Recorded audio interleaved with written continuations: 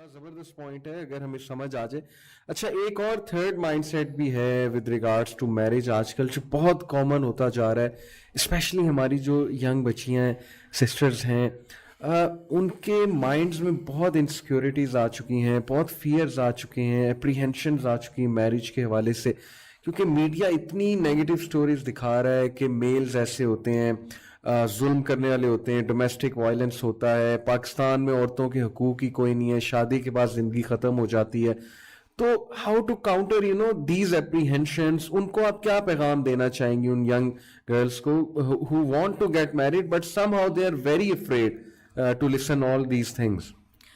یہاں پر سب سے پہلے نا میں ایک تو ایڈوائز دینا چاہوں گی گھر کی ان خواتین کو جو میرڈ ہوتی ہیں اور جب ان کو موقع ملتا ہے ان کے ہسبینڈ کے ساتھ کوئی مسئلے مسائل, ان کی میرڈ لائف میں کوئی بھی ایشوز آتے ہیں نا, تو وہ اکثر اوقات جا کر نا اپنی چھوٹی بہنوں سے یا جو مدرز ہیں وہ اپنی بیٹیوں کے ساتھ یا پھر اپنی ان میرڈ فرینڈس کے ساتھ جو ہے نا وہ نیگیٹو اسپیکٹس شیئر کرتے ہیں.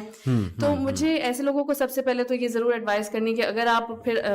جب اپنے ہسبینڈ کی ساری برائیاں جہاں شیئر کر رہے ہو نا, تو پھر جب وہ آپ سے صلح کر لیتے ہیں, آپ سے معافی مانگتے ہیں, تو پھر ان کی اچھائیاں بھی ضرور ان سے شیئر کیا کریں, کیونکہ یہ چیز ہم بھول جاتے ہیں. اس وقت ہمیں ایمپتھی چاہیے ہوتی ہے, اس وقت ہمیں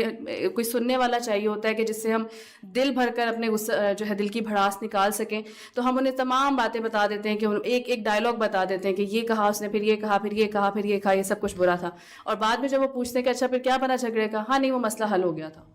آپ ان کو باقی ڈیٹیلز بھی بتائیے نا, پھر کیسے مسئلہ حل ہوا تھا, کیا انہوں نے سوری کہا, اپنی غلطی کو ریئلائز کیا یا نہیں کیا. تو ایک چیز تو یہ ہو گئی کہ یہ ہمیں اس چیز پہ فوکس کرنا چاہیے. کمنگ ٹورڈس کہ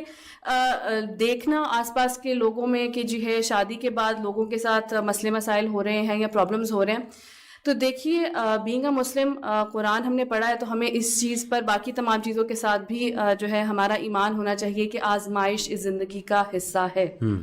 اور آزمائش جو ہے وہ اللہ سبحانہ تعالیٰ نے کہیں بھی نہیں کہا کہ صرف شادی کے بعد ہی تمہیں آزمایا جائے گا, یا شادی سے ہی آزمایا جائے گا, یا شوہر کی صورت میں ہی آزمایا جائے گا, یا بیوی کی صورت میں. آزمائش آپ کی کہیں بھی آ سکتی ہے. اگر ہم یہ کہہ رہے ہیں کہ شادی کے بعد آپ کو سفر کرنا پڑتا ہے, سفر تو لوگوں کو جو ہے وہ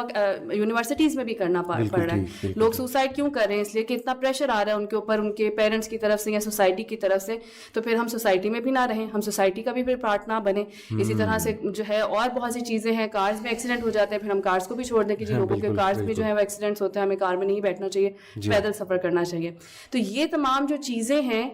اس کو صرف ہم شادی سے ریلیٹ نہیں کر سکتے کہ شادی از دا اونلی تھنگ کہ اگر ہم شادی کریں گے تبھی ہماری زندگی میں مسئلے مسائل آنے. ہو سکتا ہے آپ شادی نہ کریں, آپ اکیلے رہیں, لیکن جس طرح سے آج کل ان چیزوں کو جو ہے پروموٹ بھی بہت کیا جا رہا ہے کہ جی it's okay to have multiple relationships, شادی نہ کریں لیکن ون ٹو اندر ٹو نیکسٹ پرسن. اس سے آپ یہ دیکھیں کہ آپ کو ایموشنلی آپ کتنا افیکٹ ہو رہے ہوتے ہیں, اور اس کا اینڈ رزلٹ یہ ہو سکتا ہے کہ آپ ڈپریشن میں جو ہے آپ کا اینڈ ہو جائے, آپ ڈرگز میں چلے جائیں یا آپ کسی اور چیز میں چلے جائیں. تو اس لیے اس سوچ کو بدلنے کی ضرورت ہے. اگر آپ کے لیے کوئی آزمائش لکھی ہوئی ہے وہ کسی بھی صورت میں آ جائے گی. ہو سکتا ہے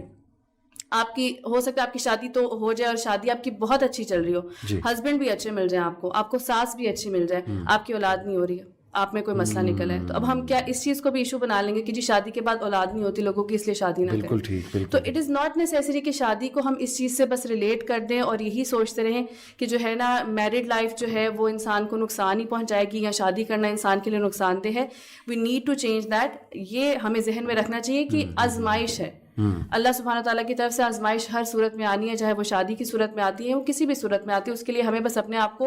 پریپیئر کرنا ہے ود نالج کہ ہمیں جو ہے وہ صبر کس طرح کرنا ہے, یا ہمارے رائٹس کیا ہیں. جس طرح آج ہم رائٹس کی بھی بہت زیادہ ہم بات کر رہے ہیں, تو ہمیں سب سے پہلے اپنے پاس یہ نالج ہونی چاہیے کہ شادی کے بعد میرے رائٹس کیا ہیں اور میرے ہسبینڈ کے رائٹس کیا ہیں. بالکل ٹھیک ہے, ان دونوں کے بارے میں آپ نالج رکھیے, پھر ان چیزوں کو, ان سچویشنز کو فیس کیجیے, انشاءاللہ you will get through it. بہت ہی امپاورنگ کنسیپٹ آپ نے بتایا کہ چونکہ ہم مسلمان ہیں, ہمارے پاس تو تقدیر کا کنسیپٹ ہے, ہمارے پاس اللہ تعالیٰ کے وہ ایٹریبیوٹس کا نالج ہے کہ اللہ تعالیٰ ہر چیز کو چلا رہا ہے, اور اللہ تعالیٰ ہمارے ساتھ کیوں کوئی کچھ برا لکھے گا. پہلی تو بات یہ کہ اللہ تعالیٰ سے حسن ظن رکھنا, اور پھر اگر کوئی آزمائش آ جاتی ہے تو اس کو اللہ تعالیٰ کی طرف سے ایک ٹیسٹ ٹرائل سمجھنا, اور اس کو چیلنج سمجھ کے اس کو جو ہے سر پاس کرنا.